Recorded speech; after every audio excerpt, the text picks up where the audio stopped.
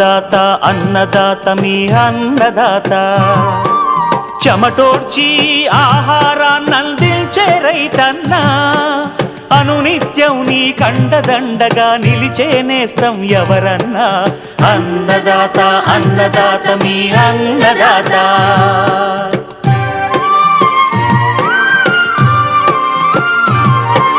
నూతన రీతుల సాగుబడికి నూరింతలు పెరిగే దిగుబడికి సూచనలిచ్చే సస్య రక్షణకు పశు పోషణకి శాస్త్ర విజ్ఞానం అందించి ముందుకు నడిపే తెలుగు రైతు భారతదేశానికి మకుటం అయ్యేలా తీర్చిదిద్దే ఆశయంతో మిమ్ము మేలు కొలిపేది అన్నదాత అన్నదాత అన్నదాత మీ అన్నదాత అన్నదాత అన్నదాత మీ అన్నదాత. అన్నదాత ప్రేక్షకులకు నమస్కారం. ఈనాటి ముఖ్యాంశాలు: వానాకాలం బీర సాగులో మెలకువలు, సోయా పంటను ఆశించే తెగుళ్లు యాజమాన్యం, వ్యవసాయ ఉద్యాన పంటల్లో చీడపీడల నివారణకు జీవ రసాయనాల వాడకం ప్రయోజనాలు, ఇంకా జై కిసాన్ వ్యవసాయ సమాచారం.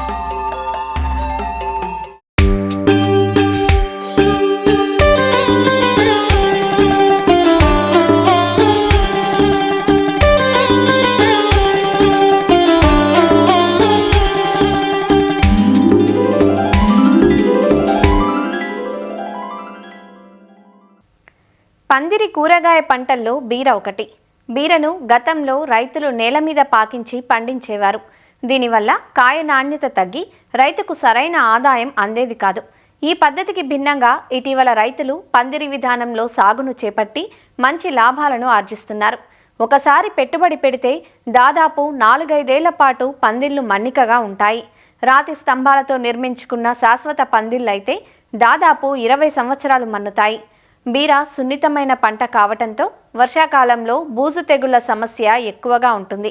అయితే మంచి యాజమాన్యంతో బీర నుంచి ఎకరాకు 15 నుంచి 20 టన్నుల దిగుబడి పొందే అవకాశం ఉంది.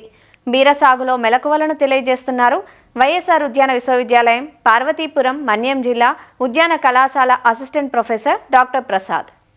ముఖ్యంగా ఈ బీరకాయ అనేది కుకుర్బిటేసి కుటుంబానికి చెందిన పందిరి జాతి కూరగాయ. ఇది అన్ని రకాలైన పోషక విలువలను కూడా కలిగి ఉంటుంది. దీంతోపాటు అధికంగా విటమిన్స్తో పాటు యాంటీ ఆక్సిడెంట్స్ ఉంటాయి. బీర పంటకు తేమ మరియు వేడితో కూడిన వాతావరణం అనేది అనుకూలంగా ఉంటుంది. ఉష్ణోగ్రత 25 నుంచి 35 డిగ్రీలు ఉంటే పంట దిగుబడి అనేది బాగుంటుంది. మరియు ఉదయం సూచిక 6 నుంచి 7.5 మధ్య ఉండే విధంగా చూసుకోవాలి. మన తెలుగు రాష్ట్రాల్లోని పండించుకోవడానికి అర్కా విక్రమ్ ఇది ఐఏహెచ్ఆర్ నుంచి రిలీజ్ చేశారు. ఇది సుమారుగా ఒక ఎకరానికి 12 నుంచి 15 టన్నులు దిగుబడి వస్తుంది. 45 రోజుల్లోనే మొదటి కోతకు అనేది వస్తుంది. Arka Prasan open pollinated variety, దీన్ని కూడా ఐఏహెచ్ఆర్ నుంచి రిలీజ్ చేశారు. 10 నుంచి 12 టన్నులు ఒక ఎకరానికి అనేది దిగుబడి వస్తుంది. దీంతోపాటు అర్కా సుమిత్, పోసా నస్దార్ వంటి రకాలను కూడా రైతులు నాటుకోవచ్చు. మొదటంగా నేలను తయారీ విధానం అనేది ముఖ్యమైన ప్రక్రియ. సుమారు 3 నుంచి 4 సార్లు దున్నుకొని ఆఖరి దిక్కులోని 10 టన్నుల పశువుల ఎరువును అనేది వేసుకోవడం వల్ల నేల సారం అనేది పెరుగుతూ ఉంటుంది. నాటే విధానాన్ని వస్తే ఇది మనకి ఈ బీరకాయలోని 2 రకాలు ఉన్నాయి. ఒకటి పందిరి ద్వారా సాగు చేసే విధానం, రెండోది ఏంటంటే నేలపై పాకే విధానంలోని. సో నేలపై పాకే విధానంలోని మధ్యన 1.5 మీటర్ల దూరం అనేది ఉంచుకోవాలి. అదే పందిరి ద్వారా సాగు చేసే రకాలలోని వరుసకి మధ్య దూరం 2 మీటర్లు ఉండే విధంగా చూసుకోవాలి. విత్తనాలు వేసుకునే ముందు విత్తన శుద్ధి అనేది చాలా ముఖ్యమైన ప్రక్రియ. 4 గ్రాముల ట్రైకోడర్మా విరిడిని 1 కేజీ విత్తనానికి చెప్పిన విత్తనానికి కలిపి విత్తన శుద్ధి చేసుకొని విత్తనాన్ని గుంతల్లో వేసుకోవడం వలన సరైన విధానంలో విత్తనం మొలకెత్తే అవకాశం అనేది ఉంటుంది. ఎరువుల యాజమాన్యం అనేది బీరలో కూడా ముఖ్యమైన ప్రక్రియ. ఎరువులు ముఖ్యంగా ఒక ఎకరాకి 40 నుంచి 50 కేజీల నత్రజని, 20 నుంచి 30 కేజీల ఫాస్ఫరస్, అదేవిధంగా పొటాషియం కూడా 20 నుంచి 30 కేజీలు ఒక ఎకరాకి వేసుకోవాలి. ఫాస్ఫరస్, పొటాషియం అనేది నాటే సమయంలో గుంతల్లో వేసుకోవాలి. అదేవిధంగా నత్రజనిని సగభాగం నాటే సమయంలో వేసుకోవాలి. అదేవిధంగా మిగతా సగభాగం నత్రజనిని ఎప్పుడైతే పువ్వు వస్తుందో ఆ పువ్వు దశలోని వేసుకోవడం వలన పువ్వు పెరగడంతో పాటు కాయ దిగుబడి కూడా పెరుగుతుంది. ఆడ మరియు మగ పువ్వులు అనేవి ఒకే పాదు పైన ఉంటాయి కాబట్టి మనకి అందరికీ తెలిసిన విషయం ఏంటంటే ఆడ పువ్వులు ఎక్కువైతే మనకి దిగుబడి అధికంగా పెరుగుతుంది. ఈ ఆడ పువ్వుల దిగుబడిని పెంచడానికి మనము NAA పిచికారీ చేయాలి. కలుపు నివారణ కూడా సరైన సమయంలోనే ముఖ్యమైన ప్రక్రియ. కలుపును కూడా సకాలంలోనే నిర్మూలించడం వల్ల కాయ దిగుబడి నాణ్యత కూడా పెరిగే అవకాశం. మైక్రో న్యూట్రియంట్ స్ప్రే, ఈ సూక్ష్మ పోషకాలు అనేవి పందిరి ద్వారా పండించే కూరగాయల్లో ఇవ్వడం అనేది మంచిది. NPK అంటే మనకి 19 అని ఉంటుంది. దీన్ని 15 రోజులకు ఒకసారి 1% ఇవ్వడం వల్ల కాయ యొక్క దిగుబడి కూడా పెరిగే అవకాశం అనేది ఉంటుంది. ఈ బీర సాగులోని ముఖ్యంగా కొన్ని రకాలైన పురుగులు, కొన్ని రకాలైన తెగుళ్ళు కూడా వచ్చే అవకాశం ఉంటుంది. ముఖ్యంగా ఒక పండ్లయ్యగ అనేది ముఖ్యమైనది. దీన్ని నివారించడానికి 10 నుంచి 12 ఫెరమోన్ ట్రాప్స్ అంటారు, వాటిని పెట్టుకోవడం వల్ల ఈ పండ్లయ్యగని నిర్మూలించవచ్చు. అదేవిధంగా వేప నూనెని 5 ml 1 లీటర్ నీటికి కలిపి పిచికారీ చేయడం వల్ల ఈ పండ్లయ్యగని కూడా నిర్మూలించవచ్చు. అదేవిధంగా పౌడరీ మిల్యూ అనేది ఇంకో రకమైన తెగులు వచ్చే అవకాశం ఉంటుంది. దీనికోసం వెటబుల్ సల్ఫర్ లేదా మార్కెట్లో మిక్స్డ్ ఫంగిసైడ్స్ అనేవి కూడా వచ్చున్నాయి, వాటిని కూడా ఉపయోగించి నిర్మూలించవచ్చు. ముఖ్యంగా కోత దశ వచ్చేసరికి ఏంటంటే ఈ బేర్లోని మొదటి కోత దశ 45 రోజులకు వచ్చిన తరువాత కోత దశ అనేది 2 నుంచి 3 రోజుల కాల వ్యవధిలో తర్వాత కోత అనేది జరుగుతుంది. కాబట్టి కోతకాలం అన్ని రోజులు కూడా రైతులు అనేవి అప్రమత్తంగా ఉండాలి. సో ముఖ్యంగా ఇంకొకటి ఏంటంటే ఈ సాధారణ పద్ధతిలోని ఈ దిగుబడి చూస్తే సుమారు ఎకరాకి 6 టన్నుల వరకు దిగుబడి వస్తుంది. అదేవిధంగా మనకి ఈ పందిరి ద్వారా సాగు చేయడం వల్ల సుమారు 10 టన్నుల వరకు దిగుబడి వచ్చే అవకాశం ఉంటుంది. కాబట్టి రైతులు ఈ రకమైన శాస్త్రీయ పద్ధతులన్నీ పాటించి బేర్లోని అధిక దిగుబడులు పొందుతారని ఆశిస్తున్నాం.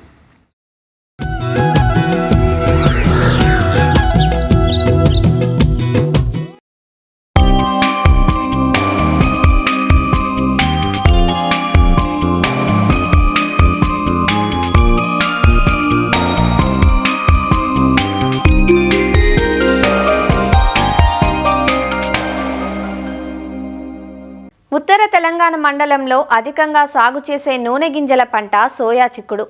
లెగ్యూమ్ జాతికి చెందిన పంట కావడం వలన భూమిలో నత్రజనిని స్థిరీకరించడంతో పాటు దాదాపు 90 నుంచి 110 రోజుల్లో పంట చేతికొస్తుంది. ప్రస్తుతం 2 నుంచి 4 వారాల దశలో ఉన్న పంటను పల్లాకు, ఆకుమచ్చ, మొవ్వుకుళ్ళు వంటి తెగుళ్లు ఆశించి తీరని నష్టాన్ని కలిగిస్తున్నాయి. తగిన యాజమాన్య సస్యరక్షణ చర్యలను పాటించినట్లయితే పంటను ఆశించే తెగుళ్లను అధిగమించి మంచి దిగుబడులను సాధించవచ్చంటూ వివరాలు తెలియజేస్తున్నారు జగిత్యాల జిల్లా ప్రాంతీయ వ్యవసాయ పరిశోధనా స్థానం పొలాస తెగుళ్ల విభాగం శాస్త్రవేత్త సుమలత. సోయా చిక్కుడు మనకు ముఖ్యంగా వానాకాలంలో వేసుకునేటువంటి నూనె గింజ పంటల్లో ప్రధానమైన పంట. ముఖ్యంగా ఈ సోయా చిక్కుడును జూన్ 15 నుంచి జూలై మొదటి వారం వరకు విత్తనాలు అనేది వేసుకోవడం జరిగింది. అయితే ఇప్పుడున్న వాతావరణ పరిస్థితుల్లో మనకి ఎల్నినో ప్రభావం వలన వర్షాలు అనేవి తక్కువగా కురిసేటువంటి అవకాశం అనేది ఎక్కువగా ఉంది. కాబట్టి సోయా చిక్కుడు పంటకి నీటి ఎద్దడి అనేది లేకుండా క్రిటికల్ స్టేజెస్లో కంపల్సరీగా నీటి వసతి అనేది అందించాల్సిన అవసరం ఉంది. ముఖ్యంగా పూత కాతా సమయంలో ఇప్పుడున్నటువంటి వాతావరణ పరిస్థితుల్లో పల్లాకు తెగులు వచ్చేటువంటి అవకాశం ఎక్కువగా ఉంది. ఈ పల్లాకు తెగులు లక్షణాలు చూసినట్టయితే ఆకులు లేదా కాయల మీద మనకు పసుపు రంగు పొడ అనేది ఏర్పడడం జరుగుతుంది. తెగులు ఉధృతి పెరుగుతున్న కొద్దీ ఆకుల మీద, కాయల మీద పసుపు రంగులోనికి మారిపోవడము, తర్వాత ముఖ్యంగా పూత కాతా సమయంలో చూసుకున్నట్టయితే పూత రాలిపోవడము, కాయలు రాలిపోవడం జరుగుతుంది. ఈ పల్లాకు తెగులు ముఖ్యంగా తెల్లదోమ ద్వారా వ్యాప్తి చెందుతుంది. ఈ తెల్లదోమ సంఖ్యని కొంతవరకు తగ్గించుకున్నట్టయితే పల్లాకు తెగుల్ని కొంతవరకు మనం తగ్గించుకోవచ్చు. దానికోసం మనము 1 ఎకరానికి 10 పసుపు రంగు జిగురు అట్టలని పెట్టుకోవాలి. ఈ పల్లాకు తెగులు వచ్చినటువంటి మొక్కలని పీకి పారవేయడము, లేదంటే కొమ్మలని, ఆకులని, ఏవైతే ఆశించినటువంటి కొమ్మలని, ఆకులను తీసి కాల్చివేయడము, లేదంటే పూడ్చివేయడం అనేది చేయాలి. ముఖ్యంగా మనము ఎసిఫేటు 1.5 గ్రాములు లీటర్ నీటికి, లేదా ఎసిటామిప్రిడ్ అనే మందును 0.2 గ్రాములు లీటర్ నీటికి కలిపి పిచికారీ చేసుకోవచ్చు.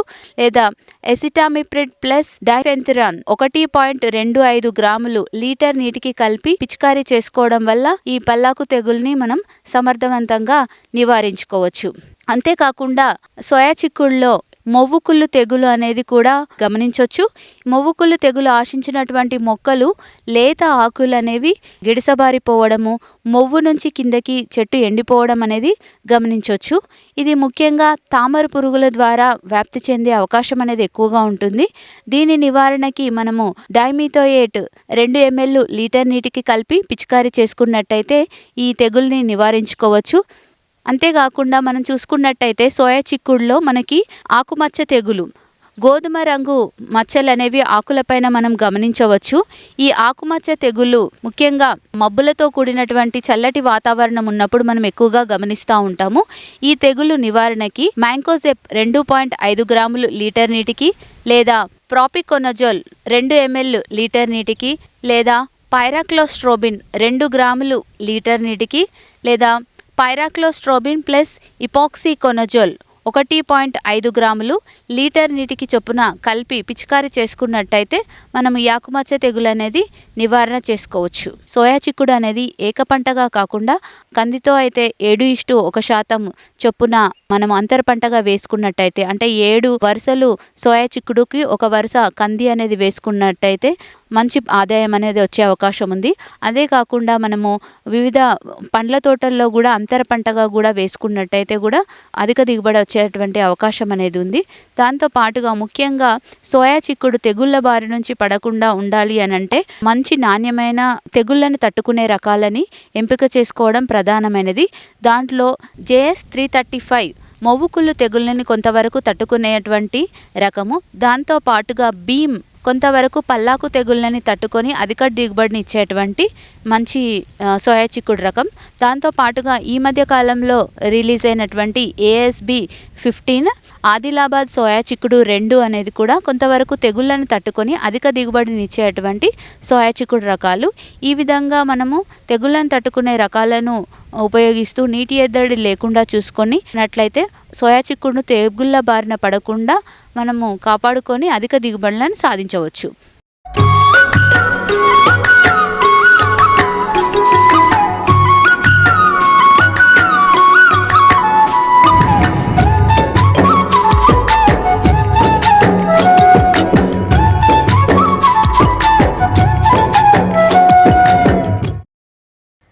పంట అన్న తర్వాత ఏ చీడో పీడో ఆశించటం ప్రకృతి సహజం. అయితే వాటి నివారణకు విచక్షణారహితంగా విషపూరిత రసాయన మందులను వాడటం మానవ తప్పిదం. దీనివల్ల శత్రు పురుగులతో పాటుగా పంటలకు మేలు చేసే పురుగులు నశించిపోతున్నాయి. పైగా ఈ చీడపీడలు మందులను తట్టుకునే శక్తిని సంతరించుకొని తిరిగి కొత్త శక్తితో పంటలపైన విజృంభిస్తున్నాయి. అందువల్ల రసాయన రహితంగా ప్రకృతి సిద్ధంగా పండించే ఉత్పత్తులకు ఇటీవల ఆదరణ పెరిగిన నేపథ్యంలో జీవరసాయనాల వాడకానికి ప్రాధాన్యత పెరిగింది. ఒక జీవిని నిర్మూలించడానికి మరో జీవిని ఉపయోగించడాన్ని జీవ నియంత్రణ అంటారు. వాటిలో ప్రముఖంగా వాడబడుతున్నవి Trichoderma viride, Pseudomonas, Metarhizium, Trichogramma బదనికలు. గత 30 సంవత్సరాలుగా వీటిని ఉత్పత్తి చేసి రైతులకు అందిస్తున్నారు నెల్లూరు జీవ నియంత్రణ ప్రయోగశాల శాస్త్రవేత్తలు. వీటిని ఏ పంటలకు ఎలా ఉపయోగించాలో తెలియజేస్తున్నారు ఇక్కడి assistant director of agriculture Sumalatha. Chemical పెస్టిసైడ్స్ని తగ్గిస్తూ రసాయన రహిత వ్యవసాయంలో ఈ బయోపెస్టిసైడ్స్ యొక్క యూసేజ్ అనేది చాలా ఇంపార్టెంట్. ఈ ల్యాబొరేటరీలో ముఖ్యంగా Trichoderma viride, Pseudomonas fluorescens, Metarhizium anisopliae and Trichogramma egg parasitic కార్డ్స్ని తయారు చేస్తున్నాము. ఈ ట్రైకోడెర్మా విరిడి అనేది ఒక బ్రాడ్గా యూస్ చేసే బయోపెస్టిసైడ్. ఈ ట్రైకోడెర్మా విరిడిని మనము విత్తన శుద్ధిగా వాడుకోవచ్చు, భూమిలో వేసుకోవచ్చు, లేదంటే చెట్టు మొదళ్ళ చుట్టూ డ్రెంచింగ్ లాగా కూడా వాడుకోవచ్చు. ముఖ్యంగా ఈ వేరుశనగలో ఈ కుళ్ళు తెగుళ్ళు అరికట్టడం చాలా కష్టమైపోతుంది.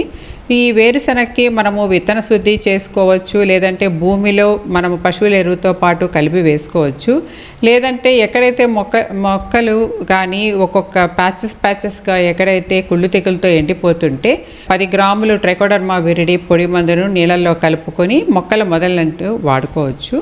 ముఖ్యంగా ఏంటంటే ఏ పంటకైనా విత్తన శుద్ధికి అన్నప్పటికీ కేజీ విత్తనానికి 10 గ్రాముల ట్రైకోడర్మా విరిడిని విత్తన శుద్ధికి వాడుకోవచ్చు. అలాగే భూమిలో వేసుకోవాలి అనుకుంటే 2 నుంచి 4 కేజీలు ట్రైకోడర్మా విరిడిని 100 కేజీలు పశువుల ఎరువు 5 నుంచి 10 కిలోల వేపండితో బాగా మగ్గనిచ్చిన తర్వాత పొలంలో వేసిన తర్వాతనే విత్తనాలు వేసుకుంటే బాగుంటుంది. అదే దుంప పంటలకి అనుకునేటప్పటికీ ముఖ్యంగా కంద, శామ, తర్వాత అరటి, పసుపు, అల్లం ఇటువంటి పంటలకి ఖచ్చితంగా ట్రైకోడర్మా విరిడిని వాడుకోవాల్సి ఉంటుంది. దుంపలని ఈ ట్రైకోడర్మా విరిడితో విత్తన శుద్ధి చేసుకోవాలి, మరియు భూమిలో కూడా వేసుకుంటే ఖచ్చితంగా దుంప కుళ్ళు తెగులు రాకుండా ఉంటుంది. దీంతో పాటు ఆర్చర్డ్ క్రాప్స్ మనము ఏ పంట అయినా కానీ, అది మామిడి కానీ, జామ కానీ, ముఖ్యంగా నిమ్మ కానీ, ఇటువంటి పంటల్లో కాండం కుళ్ళు, వేరు కుళ్ళు తెగులు రాకుండా ఉండాలంటే ప్రతి చెట్టుకి 50 నుంచి 100 గ్రాములు చొప్పున ట్రైకోడర్మా విరిడిని పశువుల ఎరువుతో పాటు కలిపి వాడుకోవాల్సి ఉంటుంది. ఈ ట్రైకోడర్మా విరిడి 1 కేజీ పొడి మందు 100 రూపాయలు. దీంతో పాటు సూడోమోనాస్ ఫ్లోరసెన్స్ను కూడా తయారు చేస్తున్నాము. ఈ సూడోమోనాస్ ఫ్లోరసెన్స్ అనేది మన బయోబ్యాక్టీరియా, ముఖ్యంగా వరి పంటలో వాడుతున్నాము. వరిలో వచ్చేటటువంటి అగ్గి తెగులు, పాంపొడ తెగులు, కాండం కుళ్ళు తెగుళ్ళని అరికట్టడానికి ఖచ్చితంగా సూడోమోనాస్ ఫ్లోరసెన్స్ని విత్తన శుద్ధిగా ఖచ్చితంగా వాడుకోవాల్సి ఉంటుంది. దీంతో పాటు భూమిలో వేసుకోవడానికి 1 నుంచి 2 కిలోల సూడోమోనాస్ ఫ్లోరసెన్స్ని 100 కిలోల పశువుల ఎరువుతో కలిపి భూమిలో వేసుకోవాలి. దీంతోపాటు మనము నారుమడి శుద్ధి కూడా చేసుకోవాల్సి ఉంటుంది. ఈ సూడోమోనాస్ ఫ్లోరసెన్స్ పంట ట్రాన్స్ప్లాంటేషన్ అయిన తర్వాత ఒకవేళ కానీ అగ్గి తెగులు కానీ, కాండం కుళ్ళు, పొడ తెగులు ఇవి కనపడినప్పుడు స్ప్రేయింగ్ కూడా చేసుకోవచ్చు. ఈ సూడోమోనాస్ ఫ్లోరసెన్స్ 1 కేజీ 150 రూపాయలు. దీంతోపాటు మన ల్యాబ్లో మెటారైజమ్ అనిసోప్లియా కూడా ప్రొడక్షన్ చేయడం జరిగింది. ఇది ముఖ్యంగా మొక్కజొన్నలో వచ్చేటువంటి కత్తెర పురుగు, ఫాల్ ఆర్మీ వామ్ని కంట్రోల్ చేయడం కోసమని వృద్ధి చేయడం జరిగింది. ఇది ముఖ్యంగా ప్రతి పంటలో వచ్చేటువంటి చెద పురుగులకు కానీ, ఈ హాపర్స్ ఇటువంటివి కంట్రోల్ చేయడానికి మనం మెటారైజర్ వాడుతున్నాము. ఇది కూడా కేజీ 100 రూపాయలు. ఇది కాకుండా పరాన్నజీవులను కూడా ఈ ల్యాబ్ తయారు చేస్తుంది. ఇది ముఖ్యంగా ట్రైకోగ్రామా పరాన్నజీవులు. ఇది వరి కానీ మిగతా పంటల్లో వచ్చేటువంటి పురుగుల యొక్క గుడ్లను నాశనం చేస్తుంది. 1 కార్డు 40 రూపాయలు. 1 ఎకరాకి 2 కార్డులు పెడితే సరిపోతుంది.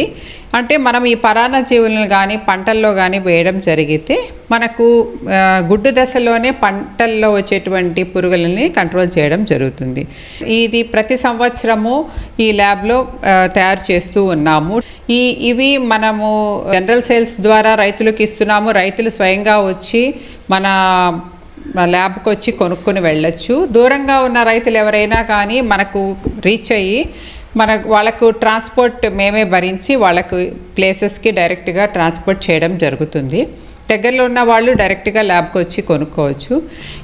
ఈ సంవత్సరము ఖరీఫ్ పంటకి మన ల్యాబ్ ఆల్రెడీ ప్రొడక్షన్ స్టార్ట్ చేయడం జరిగింది. ఆసక్తి గల రైతులు ఎవరైనా కానీ ఆర్గానిక్ ఫార్మింగ్ చేయాలని కానీ, ఇనార్గానిక్ పెస్టిసైడ్స్ కానీ తగ్గించాలనుకున్న రైతులు ఎవరైనా కానీ ఖచ్చితంగా ఈ బయో పెస్టిసైడ్స్ను వాడుకుంటే ఆరోగ్యకరమైన పంటని మనము పండించడానికి సహకారం మేము అందిస్తాం.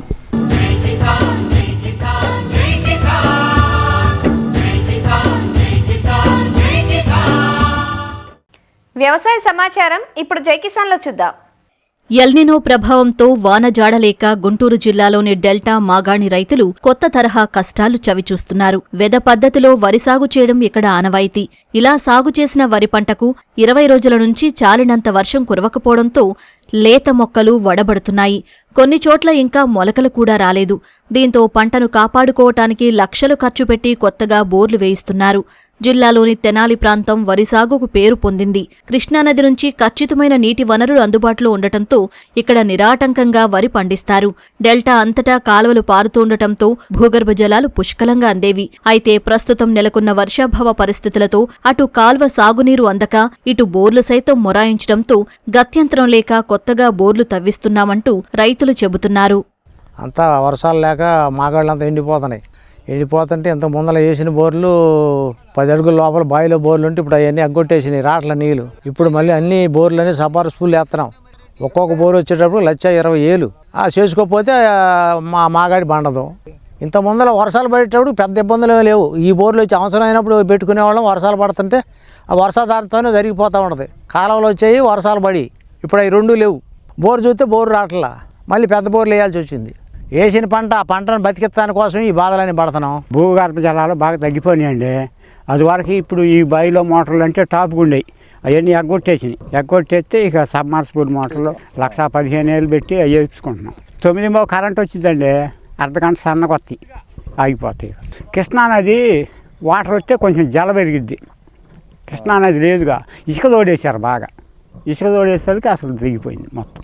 రైతుల మట్టికి ఈ సంవత్సరం బాగా ఇబ్బంది పడుతున్నారు. వర్షాధారం లేక పాత మోటార్లు పనిచేయక మళ్ళీ వేరే బోర్ వేసుకొని 1,00,000 రూపాయలు చిల్లర ఖర్చు పెట్టుకొని రైతుల మట్టికి బాగా ఇబ్బంది పడుతున్నారు. ప్రతి రైతు కూడా బాగా ఇబ్బంది పడుతున్నాడు. అసలు వచ్చి మాకు కూడా ఊపిరానివ్వట్లేదు. ఈ ఎదపెట్టిన కానీ ఎక్కువ ఉందండి. 4 రోజుల నుంచి, అంతకుముందే యాసంకాలం నుంచి కూడా మెట్ట పొలం మీద వేసుకుంటూ వచ్చేవాళ్ళం. ఈ 10-15 రోజుల నుంచి ఈ మాగాళ్ళ పొలం వాళ్ళు బాగా యాతన పడుతున్నారు. ప్రస్తుతం సాగులో ఉన్న వరి పంటకు ఇబ్బంది రాకుండా అవసరం మేరకు సాగునీటిని సరఫరా చేయాలని రైతులు కోరుతున్నారు. కర్నూలు జిల్లాలో వర్షాభావ పరిస్థితుల కారణంగా వేరుశనగ పంట తీవ్రంగా దెబ్బతింది. జిల్లాలో వేరుశనగ సాధారణ సాగు విస్తీర్ణం 44,306 హెక్టార్లు కాగా 14,000 హెక్టార్లలో రైతులు విత్తనం వేశారు. జూన్లో సాధారణ వర్షపాతం 77 మిల్లీమీటర్లకు 102.7 మిల్లీమీటర్ల వర్షపాతం నమోదైంది. అయితే పంట ఎదుగుదల దశలో వర్షాలు ముఖం చాటేయడంతో కాయలు సరిగా ఎదగక తాలు శాతం పెరిగిందని, దిగుబడులు తగ్గిపోయాయంటూ రైతులు ఆందోళన చెందుతున్నారు. దీంతో పాటు ఆలస్యంగా విత్తిన ప్రాంతాల్లో కనీస నీటి తడులు లేక ఎదుగుదల దశలో ఉన్న పైరు ఎండిపోతుందని రైతులు వాపోతున్నారు. జులైలో 90.5 మిల్లీమీటర్ల వర్షపాతానికి గాను ఇప్పటి వరకు 13.4 మిల్లీమీటర్ల వర్షపాతం మాత్రమే నమోదవడంతో ఈ దుస్థితి వచ్చిందంటున్నారు. మేము 2.5 ఎకరాలు బుడ్డలు వేసినాము. ఎకరాకి ఒక 50,000 పెట్టింటాము. పోయినసారి కంటే ఈసారి కొంచెం దిగుబడి రాలే అంతగా. ఈసారి 15 సంచులు వచ్చినాయి 2.5 ఎకరాలకు. పోయినసారి ఎకరాకి 35 సంచులు వచ్చేది. అంటే వర్షాలు లేక వానలు లేక గాలికి మొత్తం బోర్లు ఎండిపోయినాయి. అందుకని పంట నష్టానికి వచ్చింది. వర్షం 4 తల్లు కట్టినాము, ఇంకా కింద తోటలు అయిపోయినాయి బుడ్డలు. ఇప్పుడు పెరుకుందామంటే ఏటా 150 సంచులు అవుతుంది సార్. మాకు 30 సంచులు బుడ్డలు లేవు సార్. మా అప్ప ఎట్ట కట్టుకోవాలి, తల్లి పిల్లలు దీంట్లోనే బతుకుతాం సార్. మేము పెట్టుబడికి కూడా రావు. ఇప్పుడు కూలీలకు కూడా వస్తావో రావో తెలియదు సార్. గత ఏడాది వర్షాలు సకాలంలో కురవడంతో వేరుశెనగ సాగు ఎంతో కొంత ఆదాయాన్ని అందించిందని, ఈసారి ఎల్నినో ప్రభావంతో కనీస వర్షాలు కూడా లేక నష్టపోయే పరిస్థితి వచ్చిందంటూ ఆందోళన చెందుతున్నారు. ఎకర బుడ్డలు వేసింటే 2 క్వింటాలన్నర బుడ్డలు తెచ్చినాను.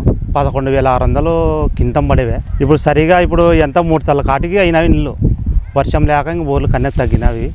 ఇప్పుడు ఏమన్నా పేర్కొందామంటే నీళ్ళు పక్కన వాళ్ళవి లేవు, మనకు కానీ లేవు ఇంక పేర్కొనిగా. వర్షం లేక సార్ మనకి దాదాపు అంటే 1.5-2 నెలలు అవుతుండే సార్. కనీసం ఒక్క వాన వచ్చింటే కానీ ఎట్లా ఇంత పెట్టుబడి వస్తుండే సార్. ఇప్పుడు రాదు, లేదు పెట్టుబడి లేదు. ఈ తాళ బుడలు సార్ ఇప్పుడు ఎద్దలు ఇది పేర్కొంటే కానీ మన పెట్టిన పెట్టుబడి 4 గంటలు. 7 ఎకరాలు కలువ చేసిన, ఇప్పుడు 3 ఎకరాలు బుడలు వేసిన, 4 ఎకరాలు పత్తి వేసిన. మొత్తం ఇట్లా ఎండిపోయింది సార్. వర్షం లేక బోర్లు ఎండిపోయి, బాయిలు ఎండిపోయి, మాకు ఎల్ఎల్సి ఇల్లు లేక తాగనీకు సిగనెట్లో కొంచెం బోర్లు పడుతుంది సార్. అవి తాగనీకి రావట్లో ఇబ్బంది అయిపోయినది. పత్తి 2 నెలలు అవుతుంది సార్. పత్తి బోర్ల కింద పెట్టుకున్నాము. బోర్ల కింద కన్నా బోర్లు ఎండిపోయినవి. ఏమన్నా అంత వర్షం వస్తే గుండె పాసుకొని ఇంత పసలకు మేత వేసుకుంటాం. వర్షాలు లేక బోర్లు పూర్తిగా ఎండిపోయాయని, కాలువలకు సైతం నీరు రాని పరిస్థితి వచ్చిందంటూ రైతులు వాపోతున్నారు. ఈసారి ఖరీఫ్ సాగు నష్టాలనే మిగుల్చుతోందంటూ ఆవేదన చెందుతున్నారు. మరిన్ని విభిన్న అంశాలతో రేపటి అన్నదాతలో మళ్ళీ కలుసుకుందాం. నమస్కారం.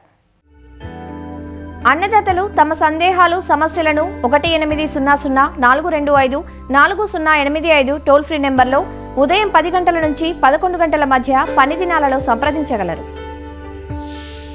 ఈ కార్యక్రమాన్ని యూట్యూబ్లో www.youtube.com/annadaata ETV లింక్ ద్వారా వీక్షించవచ్చు.